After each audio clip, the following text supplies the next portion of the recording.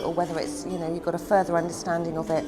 For instance, David Beckham is definitely a migrant worker, he's worked abroad. There are lots of people who are migrant workers who you wouldn't stick that tag onto. On the whole, if people are going to another country to work, they will work, if that's what they want to do. So they perhaps are more willing to put in longer hours, they perhaps have a stronger work ethic. Their aspirations and their reasons for coming here are probably strong enough to make them want to take jobs that perhaps other people don't want to take. I think perhaps there's two reasons they come to this area. One, of course, is the fact that they come to get jobs on the land. British people don't always want to work on the land nowadays.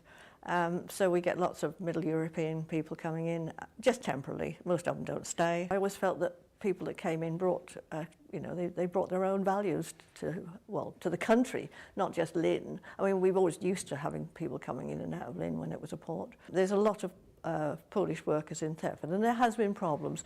I think they're beginning to sort them out now. I think the native people, if you like to call them that, are beginning to realise that they're not necessarily taking jobs, and that they are just ordinary people. I mean, they're just like you and I. Everybody works here just because they want. The main jobs of Portuguese people is in factories, production lines, yes? It's something which does not just happen with foreigners, it happens with everyone really. You know, wherever you're from, there seem to be people that really want to work hard and people that don't. And I think it's quite beneficial for the community to have a business like this in the area, because they can actually meet other Portuguese, they can meet different people, English people that come in here. We get a very mixed race coming to use a cyber cafe, and overall I think it helps in the integration of everyone really. And the English people seem to quite like us, and because we're just different from everything else that you find around here.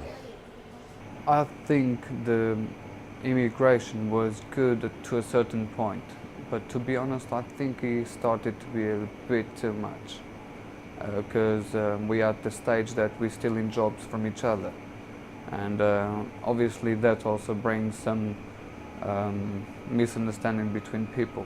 That's why I feel a bit sad because of it, but that's all. If we would have job for everyone, so I think we should say come along, but unfortunately we don't. Yes, jobs being done, good thing. The more people who come to this country, the more people have got to be housed, looked after. Now, like I didn't know until just now, Nick explains he's a complete foreigner himself. He's from Huddersfield. As you'll probably detect, I am as well. I'm from London. So we're both foreigners in this area. And if you go to Huddersfield, there's a Huddersfield culture. If you go to London, there's a London culture, and you come to King's Lynn, there is King's Lynn culture.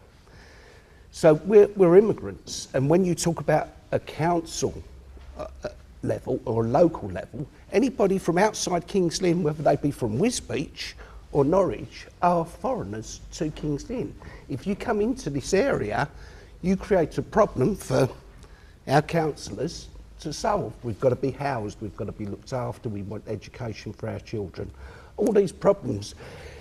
Now, in saying that, at the moment we've got an open door immigration policy with the European Union. It's no surprise to you, being a member of UKIP, that we are against or we object to being ruled by the European Union. So, having an open door policy, is that good? That just about anybody can come in? Should we be selective? I was very grateful a few years ago. I was in hospital. I spent a few weeks in hospital, and I was nursed extensively by a person from the Philippines.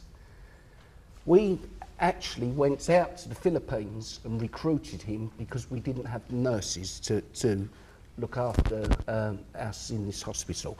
Well, there's a moral question here. Is it right we've gone to a relatively poor country? He told me in his country he earned £1,500 a year. We've brought him to this side of